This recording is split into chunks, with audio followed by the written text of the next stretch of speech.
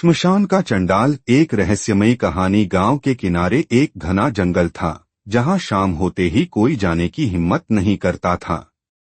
उसी जंगल के पास एक पुराना श्मशान था, जो हमेशा रहस्यों से घिरा रहता। गांव के लोग कहते थे कि वहां एक चंडाल रहता है, जो सिर्फ मृतकों का नहीं, बल्कि जीवितों का भी संस्कार कर देता है।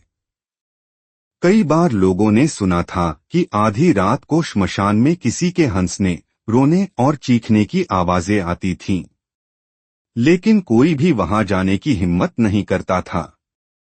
रात का चैलेंज। गांव में 3 दोस्त विक्रम, सूरज और राजू थे, जो भूत प्रेत जैसी बातों पर विश्वास नहीं करते थे।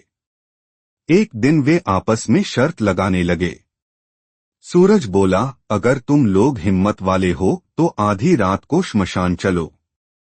देखते हैं वहां सच में कोई भूत है या सिर्फ गांव वालों की अफवाहें। राजू घबरा गया, लेकिन विक्रम हंसते हुए बोला, मैं तैयार हूं, हम सब चलेंगे। आधी रात को तीनों दोस्त श्मशान पहुंचे। दूर से ही उन्होंने देखा कि वहां अजीब सा उजाला था, जैसे कोई आग जल रही हो। लेकिन हवा में धुएं की महक नहीं थी, बल्कि वहां एक अजीब सी दुर्गंध फैली थी। श्मशान का रहस्य। जैसे ही वे श्मशान के करीब पहुंचे, अचानक हवा तेज चलने लगी। सूखी पत्तियां चारों तरफ उड़ने लगीं। तभी एक भारी आवाज गूंजी, कौन है जो मेरे श्मशान में आया है? तीनों दोस्त कांप गए। विक्रम ने हिम्मत करके आवाज लगाई, हम सिर्फ यह देखने आए हैं कि यहाँ सच में कोई आत्मा है या नहीं। तभी धुंध में से एक लंबा, काले कपड़ों में लिपटा आदमी निकला।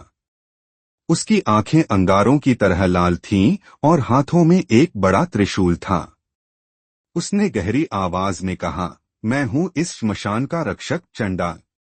तुम्हें यहाँ नहीं आना चाहिए था। सूरज ने हिम्मत करके पूछा, तुम कौन हो और यहाँ क्या कर रहे हो? चंडाल जोर से हंसा और बोला, मैं सिर्फ मृतकों का संस्कार नहीं करता, बल्कि जो मेरे श्मशान में बिना अनुमति के आता है, मैं उसे भी भस्म कर देता हूँ। भागने की कोशिश। तीनों दोस्त डर गए और भागने लगे, लेकिन उनके पैरों के नीचे की जमीन कीचड़ जैसी नरम होने लगी।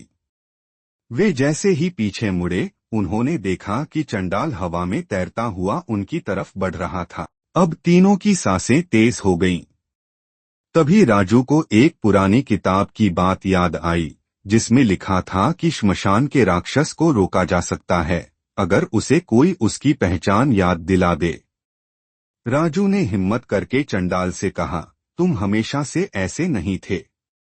तुम्हारा असली नाम क्या है? यह सुनते ही चंडाल रुक गया। उसकी आंखों में अचानक दर्द झलकने लगा। वह कांपने लगा और बोला, मैं कौन हूँ? रहस्य का पर्दाफाश। विक्रम को अब समझ में आया कि यह कोई साधारण भूत नहीं, बल्कि किसी श्राप का शिकार व्यक्ति था। उसने आगे कहा, तुम्हें किसी ने शाप दिया है, इसलिए तुम यहाँ अटके हो। चंडाल की आंखों से आंसू बहने लगे। अचानक उसकी छवि बदलने लगी और वह एक बूढ़े आदमी में बदल गया।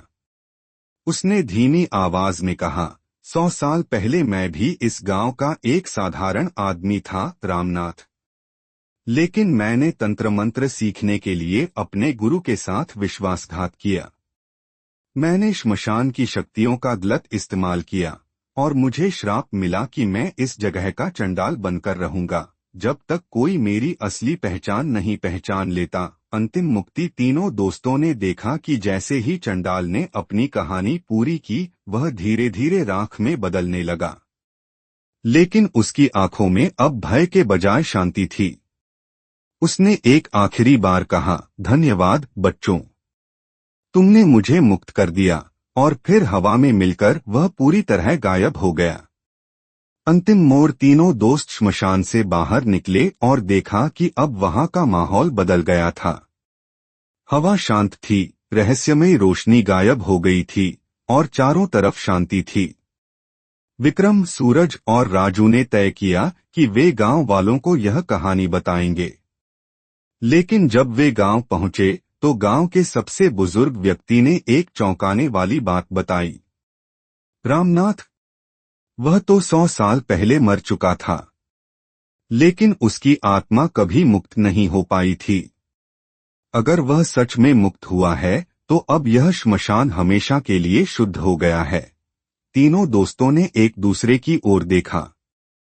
श्मशान से आती रहस्यमयी हंसी अब हमेशा के लिए खामोश हो चुकी थी। अगर यह कहानी आपको पसंद आई हो तो इस चैनल को लाइक, शेयर और सब्सक्राइब जरूर करें।